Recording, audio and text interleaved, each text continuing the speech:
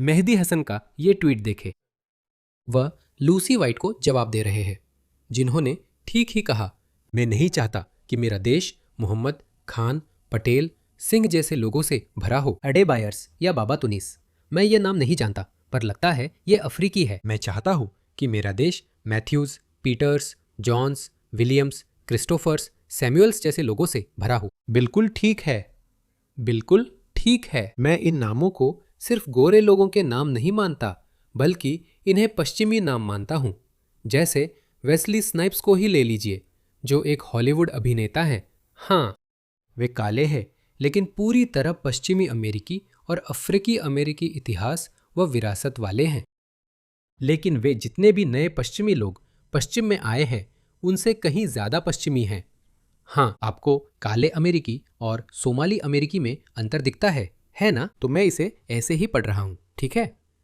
मेरी बेटी का नाम रोज है, उदाहरण के लिए। उसका नाम असीफा नहीं है, उसका नाम नूरशीन नहीं है, या उसका नाम कोई मुस्लिम नाम नहीं है, जो कि जाहिर तौर पर हमारी पसंद से है। मेरा उपनाम मेरा ही नाम है, बिल्कुल। उसकी माँ अंग्रेज हैं, इसलिए उनका उपनाम भी रखा, हाइफन वाला। मैं नारीवादी हूँ, ठीक है? मैं इसमें विश्वास करता हूँ। मुझे नहीं लगता किसी व्यक्ति की पहचान सिर्फ पिता से होनी चाहिए। हालांकि ये जटिल हो सकता है, खासकर जब उसकी अपनी संतानें हों और पति या साथी भी ऐसा सोचे। फिर मैं कहूँगा, अरे मेरी बेटी, तुम्हें भी नाम जोड़ना चाहिए। अब हमारे नाम और लंबे होंगे, जैसे शाही परिवार के हों, जबकि हम नहीं हैं। वैसे सुल्तान का मतलब राजा होता है। खैर, वापस इसी पर आते हैं। तो मेहदी हसन ने हमेशा की तरह जवाब दिया, देखिए कितनी बेवकूफ़ी भरी ट्वीट है, मैं आपको समझाता हूँ।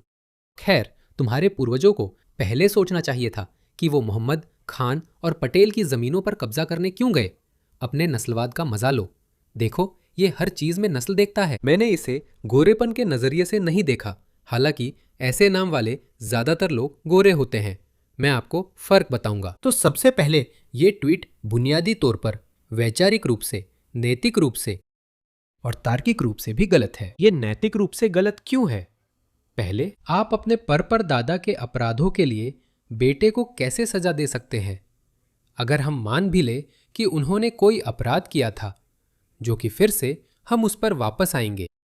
अगर लूसी वाइट के पूर्वजों ने, आप जानते हैं, कुछ भयानक अपराध किए, वे भारत गए, वे अफ्रीका गए, वे कैरिबियन गए, जहां भी, हर जगह वे गए, उन्होंने लोगों को गुलाम बनाया, लोगों को पीटा, उनकी जमीनों पर कब्जा किया। सबसे पहले तो यही दुनिया का तरीका था।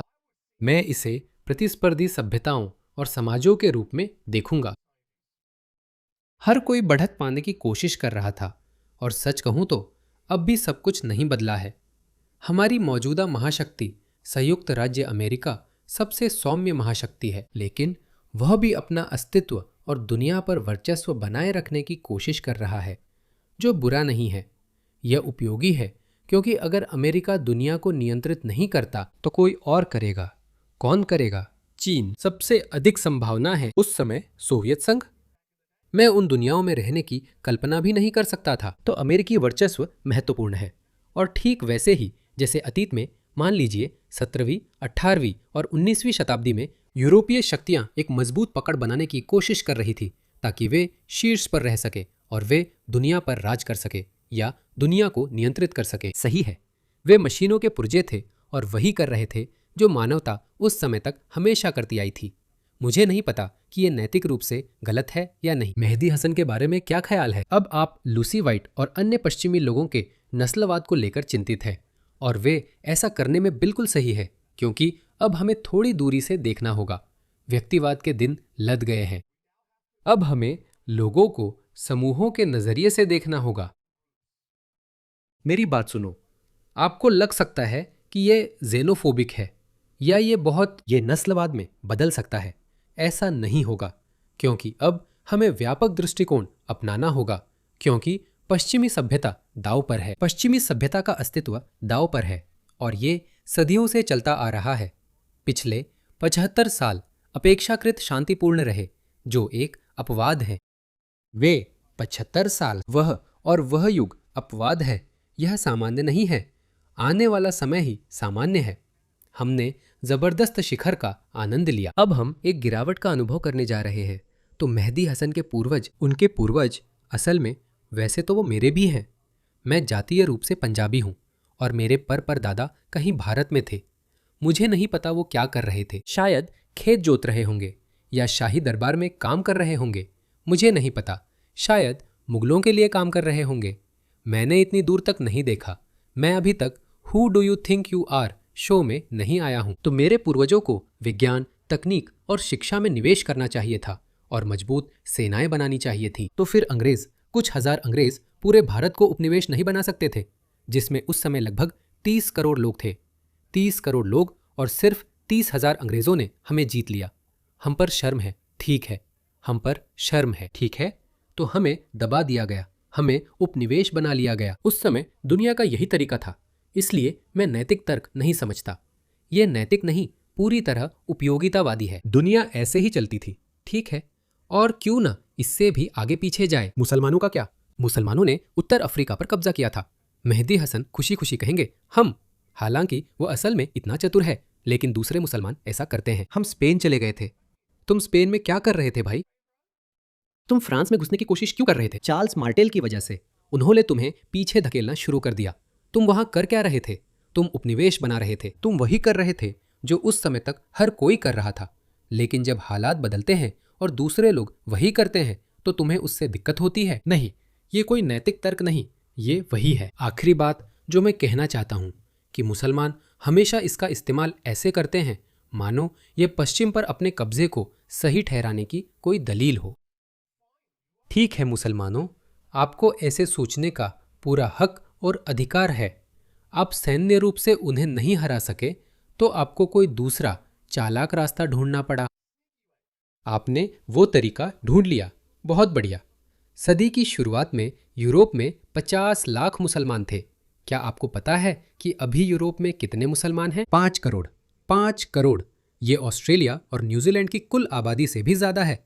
अब वे क्या करेंगे? तो आप मोहम्मदों, खानों और पटेलों के जरिए उपनिवेशीकरण कर रहे हैं। ये सब ले रहे हैं। हिंदू लोग कब्जा करने की कोशिश नहीं कर रहे। लेकिन मैं समझ सकता हूं कि जब लूसी वाइट जैसी लोग या मूल पश्चिमी लोग, जब वे दूर से देखते हैं और सोचते हैं, हे भगवान, मैं इससे कोई लेना देना नहीं रखना चाहता। ये बिल्कुल ठीक और समझदारी की बात है दोस्तों। और देखो, पश्चिम पर भी बहुत सारा दोष आता है। पश्चिम की भी इसमें बड़ी जिम्मेदारी है। समृद्धि और प्रगति के चलते पश्चिमी लोग कम बच्चे पैदा करने लगे, जिससे खाली जगहें भरनी पड़ती हैं। हर राजनेता को चुनावी चक्र में व्यवहारिक समाधान ढूंढना होता है ताकि जब वो अगला चुनाव लड़े वह उन्हें बता सके, देखो मैंने ये किया है। आप जानते हैं, हमने एनएचएस को नियंत्रण में रखा है, मेडिकेयर को भी। या आप जानते हैं, टेक इंडस्ट्री, अमेरिका वाली नहीं, क्योंकि मुझे वहां के बारे में ज्यादा पता नहीं, लेकिन यहां कोई कह सकता है कि हमने इस पर काम किया है। समय के साथ आपको एहसास होता है कि ओह, कुछ बहुत बड़ा बदल गया है। और अब 50 साल बाद ब्रिटिश लोग अब कड़वे अनुभव से यह समझ रहे हैं और वे इसे देखकर कहते हैं, ये क्या हो गया? हमारे पूरे मोहल्ले अब हमारे जैसे नहीं दिखते। ब्रिटेन, फ्रांस और जर्मनी में पूरे मोहल्ले हैं ऐसे इलाके जहां जाना सुरक्षित नहीं माना जाता। और अब हम ऑस्ट्रेलिया में भी ऐसा देखना शुरू कर रहे हैं। अब बहुत सारे लोग इसे नोटिस कर रहे हैं। खैर, आपने, हमने बच्चे नहीं पैदा किए, ये तो हमेशा से तय था। और हमने उम्मीद की थी कि हमारे नेता सबसे अच्छा रास्ता निकालेंगे। हमारे नेताओं ने उस समय वाकई में जीवित रहने का सबसे अच्छा तरीका ढूंढ लिया था। लेकिन जब आप दूर से देखते हैं तो वो इतना अच्छा नहीं लगता। हमें हर व्यक्ति को अलग अलग देखना और परखना चाहिए। हाँ, स्थिर समाजों में हमें हमेशा लोगों के साथ ऐसा ही व्यवहार करना चाहिए। हर किसी को एक व्यक्ति के रूप में देखना चाहिए। लेकिन जितना ज्यादा हमें दूर से देखना पड़ता है, उतना ही ज्यादा आपकी पूरी सभ्यता का अस्तित्व कुछ अहम, बेहद जरूरी मुद्दों पर टिका होता है। बड़ी चीजों पर, जैसे आपकी जीवन शैली। क्या इसे बचाया जा सकता है? खैर, आपको इसका हल निकालना ही होगा। इसे नहीं बचाया जा सकता। अगर आप 10 लाख ऐसे विदेशियों को लाते हैं जो आपकी जीवन शैली के खिलाफ है और कहते हैं हम आपको मिटा देंगे, तो नहीं, अब आपको उन्हें एक समूह के रूप में देखना होगा, एक शत्रुतापूर्ण समूह के रूप में। आपको कहना होगा हमें इसे रोकना है। पहले हमें उनकी आमद पर रोक लगानी होगी और फिर अगर हमारी राजनीति अनुमति देती है तो हमें उन्हें वापस भेजना शुरू करना होगा। अगर राजनीति कोई व्यवहारिक समाधान नहीं निकालती तो वह तबाही का नुस्खा है। मैं हिंसा के लिए उकसा नहीं रहा, बस इतिहास में जो हुआ और फिर होने वाला है वही बता रहा हूं। तो मेहदी हसन, ये सोचना कि ब्रिटेन ने उपनिवेश बनाए इसलिए अब आप भी ब्रिटेन को उपनिवेश बना सकते हैं, एक मूर्खतापूर्ण विचार है। आप कर सकते हैं। आपकी नज़र में यह बिल्कुल ठीक है, क्योंकि हाँ, आप जानते हैं, जैसा कि मैंने कहा, लेकिन आप यहाँ एक अहम बात को नजरअंदाज कर रहे हैं। ब्रिटेन ने आपको जबरदस्ती उपनिवेश बनाया था, आप उन्हें रोक नहीं सके। यहाँ मामला उल्टा है, आप उन्हें उपनिवेश बना रहे हैं क्योंकि ब्रिटिश समाज ऐसा सोचता है कि हमें उन्हें अंदर आने देना चाहिए, हम सब बराबर हैं, हमारा खून एक जैसा है। ये उनका खुद का फैसला है। आपकी उपनिवेशीकरण की प्रक्रिया आपकी तरफ से अनैच्छिक थी, ये ब्रिटिश समाज की तरफ से स्वैच्छिक है। इसलिए वो स्वैच्छिक फैसला अब खत्म हो सकता है। अब हम आपको नहीं चाहते, यही मुख्य अंतर है। क्या आपको यह नहीं भूलना चाहिए? मुझे पता है कि आपको फर्क नहीं पड़ता मैटी हसन, क्योंकि आप चाहते हैं कि लाखों मुसलमान आकर ब्रिटेन, ऑस्ट्रेलिया और अमेरिका को उपनिवेश बना दे और फिर नस्लवाद की बात करें। आप ऐसा करते रहे और यह कुछ समय तक चलता रहा, लेकिन अब यह काम नहीं करेगा क्योंकि लोग, हमारे दुनिया में क्या हो रहा है दोस्तों, अब लोग जेनोफोबिया, नस्लवाद जैसे लेबल्स की परवाह नहीं करते। लोग एन शब्द बोल रहे हैं जिसे मैं सपोर्ट नहीं करता। अफ्रीकी, अमेरिकी, पश्चिमी समाज का हिस्सा है, वे पश्चिमी समाज का अभिन्न हिस्सा है। हमें अपनी गड़बड़ी को साफ करना होगा। मैं इसके बारे में सोच रहा था, 80 और 90 के दशक की हॉलीवुड फिल्मों को याद कीजिए। अमेरिकी समाज में जो एकमात्र सांस्कृतिक या सामाजिक विभाजन आप देख सकते थे वह क्या था? श्वेत अमेरिका और अश्वेत अमेरिका, बस इतना ही, जो बहुत जटिल था। और मैं यहाँ किसी का पक्ष नहीं ले रहा हूँ, लेकिन अब इसे देखो, आपके पास सोमाली है, आपके पास भारतीय है, आपके पास हैती के लोग हैं। कभी कभी मैक्सिकन भी सामाजिक बहस में शामिल होते हैं, जैसे कि मैक्सिकन आ रहे हैं, ऐसी बातें होती हैं। वो तीसरा था। लेकिन 60 और 50 के दशक में मुख्य विभाजन अफ्रीकी अमेरिकी और श्वेत अमेरिकी था। तो खुद से पूछिए, क्या आपके समाज ने अमेरिका जैसी बढ़ती सामाजिक जटिलता में, क्या अमेरिकी समाज बेहतर बना? मुझे नहीं पता। बहुसांस्कृतिकता शायद अच्छा विचार है, लेकिन मजबूत एकजुट समाज के लिए यह काम नहीं करती। और फिर पहले मैंने कहा था कि हमें लोगों के समूहों को देखना चाहिए। जब मैं समूहों की बात करता हूं तो मेरा मतलब है कि हमें लोगों को उनकी सांस्कृतिक प्राथमिकताओं, उनके जीवन के तरीकों के आधार पर समूहित करना चाहिए। ये सभी किसी भी समाज के अलग अलग कारक होते हैं। सांस्कृतिक पहलुओं पर ध्यान दे, नस्ल नहीं, संस्कृति के आधार पर विभाजन करें। लेकिन जब आप इसे संस्कृति के आधार पर विभाजित करेंगे तो आप पाएंगे कि उन सामाजिक कारकों या जीवन शैलियों के भीतर कई नस्लीय समूह साथ साथ मिलेंगे। ये नस्लवादी नहीं बल्कि संस्कृतिवादी है। अधिकतर सांस्कृतिक समूहों में एक जैसी जातीय पृष्ठभूमियां होती है, जिससे यह नस्लवादी लगता है, पर ऐसा नहीं है। अधिकांश भारतीय एकजुट हो जाते हैं जब लगता है कि हमें उस नौकरशाही के मामले में कुछ करना चाहिए जो धीरे धीरे भारतीय बनती जा रही है। यह ऑस्ट्रेलिया में चिंता का विषय है, अमेरिका में यह टेक सेक्टर या कुछ और हो सकता है। तो फिर सभी भारतीय एक साथ आ जाएंगे, यहाँ तक कि वे भारतीय भी जो भारतीय समाज में कभी एक साथ नहीं आते, लेकिन बाहर अमेरिका में वे एक साथ आ जाएंगे। मैं किसी का पक्ष नहीं ले रहा, सिर्फ बता रहा हूँ लोग कैसे व्यवहार करेंगे। इसे इस तरह देखना आपका पूरा हक है। यह नस्लवादी नहीं है, ये एक सांस्कृतिक तर्क है जो आप दे रहे हैं, जो हम देख रहे हैं कि जब भारतीय किसी भी संगठन में आते हैं तो वे अन्य भारतीयों को काम पर रखने की प्रवृत्ति रखते हैं और किसी तरह स्थानीय लोगों को बाहर कर दिया जाता है। ये कई पश्चिमी देशों में देखा गया एक प्रचलित घटना है। तो आप इसी के बारे में बात करने वाले हैं। ये नस्लवादी नहीं है। तो ठीक वैसे ही जब आप मुसलमानों को देखते हैं तो आप सोचते हैं ये सारे मुसलमान एकजुट क्यों हो जाते हैं। तो अभी चाहे आप मेहदी हसन जैसे गूढ़ जिहादी हो, या आप बुशा शेख हो, या आप एक कट्टर बड़ी दाढ़ी वाले इस्लामवादी हो, वे सभी किसी न किसी वजह से एक साथ मिल जाते हैं। हमारे पास यासिर कादी है जो कहते हैं कि ममदानी के साथ ठीक है, हमें उसका समर्थन करना है। मुमताज़ानी LGBTQ के पक्ष में है। कुछ कट्टर इस्लामिस्ट जो समलैंगिक विरोधी है भी मुमताज़ानी का समर्थन कर रहे हैं, क्योंकि वे सब एकजुट हो रहे हैं। तो आप बिल्कुल सही है कि आप उन्हें अमेरिकी समाज के भीतर एक बड़े प्रभावशाली घटक के रूप में देखें, जो आपके विकास की दिशा या आप किस ओर जा रहे हैं उसे आकार देने वाला है। तो ये ज़रूरी है। चलिए इसे यही खत्म करें। ये मेहदी हसन का बेहद बेवकूफ़ी भरा ट्वीट है। मुझे नहीं लगता ये चलेगा। यही उनकी एकमात्र और जानी पहचानी चाल है। उनके पास अब कोई और तर्क नहीं बचा है, क्योंकि वह कभी भी बुरे या गलत व्यवहार करने वाले मुसलमानों की आलोचना नहीं करते। वह कभी नहीं करते। जानते हो क्यों?